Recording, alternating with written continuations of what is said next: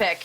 Head coach Matt LaFleur doesn't see the clock ticking on Aaron Rodgers. LaFleur said he anticipates Rodgers leading his team for a really long time. Green Bay would end up drafting a running back, tight end, and 3 offensive linemen. So, Shannon, how should Aaron Rodgers feel about the entire draft?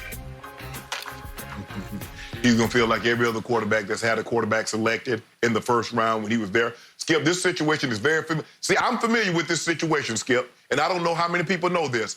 I played with a guy in John Elway. We went to the AFC Championship game. We lost to the Buffalo Bills 10-7. And the next year in the draft, guess what they took, Skip? One Tommy Maddox in the first round. Quick question, Skip. How you think John felt about that? Now, John Elway was a very similar guy. He hadn't won a Super Bowl at that time, but he had gone to 3 Super Bowls. He was an MVP. He had gone to the Pro Bowl. He had just taken a team to the AFC Championship game. And that you don't get someone that can help us right away, a receiver, running back. No, you take a quarterback. And that didn't go over very well. And I can assure you. Now, I know what they're saying, Skip. Jordan Love, the first person to call him was Aaron Rodgers and says, I can't wait to look for it. And I get all this, LaFleur said, you know, yada, yada. You're lying. You're lying. Trust me. I know. I was on a team with a guy that's very similar accomplished to what Aaron Rodgers is. And he was not happy that they took a quarterback in the first round. Aaron Rodgers is more upset because guess what you did, Skip? You moved up to get him. At least the Broncos, like we sit right here, you know, we sitting right here, Tommy Maddox dropping out. Like, okay, we got to take a quarterback. You moved up to get the guy. You're like, hold on. When do we have this plethora of receivers? And I know you said we like those guys, Skip. There were 13 receivers taken in the first 2 rounds. You mean Aaron Rodgers said, hold on, wait a minute. You couldn't get another receiver. You move up to take a quarterback, but you can't move up to take a receiver. Man, Aaron Rodgers said that that's he done probably had about 4 or 5 bottles of scotch. He's seething. I thought the Green Bay draft wasn't very good. And that's putting it mildly.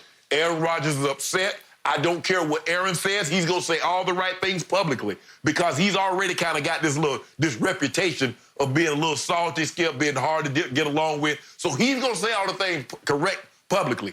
The head coach, LaFleur, he's going to say all the things. But I think the general manager made it very clear. He's like, we consult Aaron when we made this pick. That tells you everything you need to know because we reported last year, Skip. He's like, hey, don't you be the problem, Aaron. Don't you be the problem. Yep. So just for the record, Shannon Sharpe, Mel Kiper gave the Green Bay Packers the worst grade of all 32 teams in the draft. The worst grade. And as you know, I've never been the biggest fan of Aaron Rodgers, but by Saturday night, I was starting to feel sorry for Aaron Rodgers. This is not fair to him. In fact, this is starting to feel, remember the word I invented about Belichick versus Brady?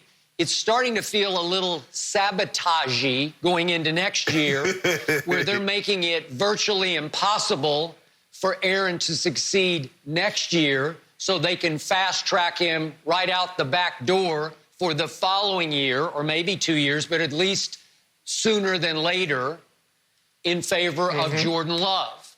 Now, look, if Jordan Love turns out to be the next Patrick Mahomes, my hat's off. Like, I got no quarrel with this.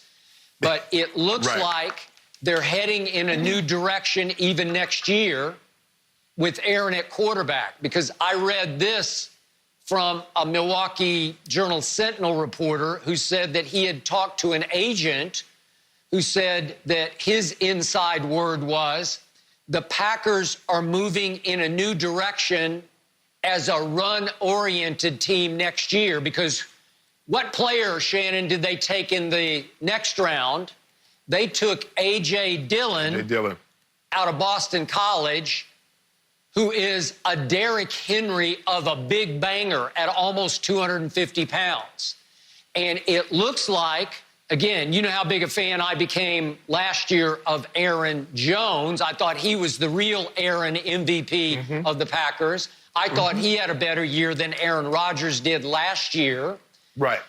And I got to meet Aaron Jones. He came up and introduced himself to me on South Beach at the Super Bowl, and he's a great young man. And again, he loves to beat up my team, the Cowboys, because he grew up a Cowboy fan in El Paso in South Texas.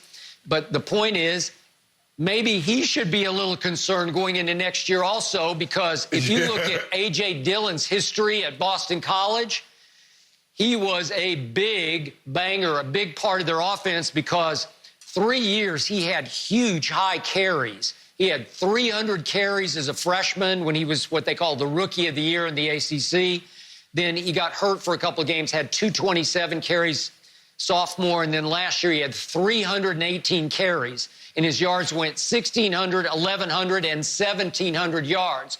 So he can tote the rock, and I think that Gutekunst, the GM, and LaFleur, the head coach, are saying, well, wait a second, if we don't trust Aaron anymore to get it done, how about we start trying to do what Tennessee did to sort of supplement how much they didn't really believe yet in Ryan Tannehill, and Derrick Henry, obviously, down the stretch last year just took over game after game.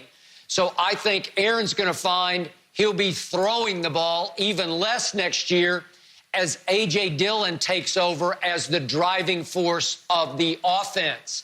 And then Mel Kiper concluded in his draft analysis, he didn't like any pick. In fact, that DeGuara they took, he's kind of an H-back out of Cincinnati, and I don't know him, but Mel didn't have much respect for him.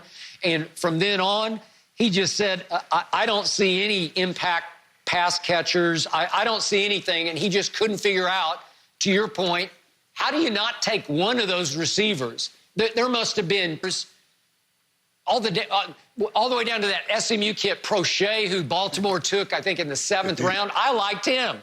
And you tell me you can't even get him? Like, what are you doing to Aaron Rodgers? So I think the handwriting is all over the locker room walls, just scrawled, on the way out, Aaron Rodgers, thank you for playing. Skip, there were 13 receivers taken in the first 2 rounds. And I guess what he was saying, the general manager was saying that anybody that went after those 13, we don't even know they can make our roster. Well, damn, how many Devontae Adams y'all got on y'all roster? I just see one. Now, Lazard and Kumaro and Valdez-Scantling, they get EQ, Saint coming back, Skip. But he make it seem like these guys, he got Julio and Mike Thomas on the other side of Devontae Adams. Skip, they did sign Devon Funches in the offseason. But, Skip, when I look at this, I'm like, okay, how many of these guys, Skip, of your draft? Because at some point in time, Skip, you have a draft, the guys got to contribute. Somebody's got to make a contribution this year. I'm not understanding that you get drafts and Skip, you said, okay, build it. But you going to get somewhat, if anybody going to make a contribution this year. And for me, Skip, if you want to go into a running team, hell, you could have saved yourself $80 million. Because you gave Aaron Rodgers almost $80 million fully guaranteed, and you got him on the books for another 33, 34 a year for the next 4 years. What they're doing does not make any sense to me. Now, I know Aaron is going to play the good guy because he already has, this reputation. And so he's going to I understand they're building for the future, but trust me, he's seething. He's seething because when you take a quarterback, Skip, what quarterback we know, Skip, in the history of time has been happy. Forget if he's a first rounder. When you bring it, look at Joe when they brought Steve Young on. How'd that work out, Skip? Now, here's Joe Montana, accomplished as he was. Why you bring him on? Peyton Manning never had a problem with it, Skip, because they had quarterbacks that were free agent in 10th and 11th round draft picks. But you start bringing guys, the first rounder, second round draft pick at that quarterback position, well, you got problems, Skip. You have problems. Well, again, my friend Lil Wayne hates me saying this, so I apologize once again, Wayne, for this, but I cannot tell a lie. The stats have shown over the last 4 years decline, slowly but surely decline, going south steadily, because the QBR and the completion of percentage drop, steadily dropping over the last 4 years. And I hate to say it, but I think the GM and the head coach are seeing exactly what I'm seeing. Even the percent of 20-yard completions fell dramatically last year. So in the end, I think they're just saying it's time for him to go. It's time for us to transition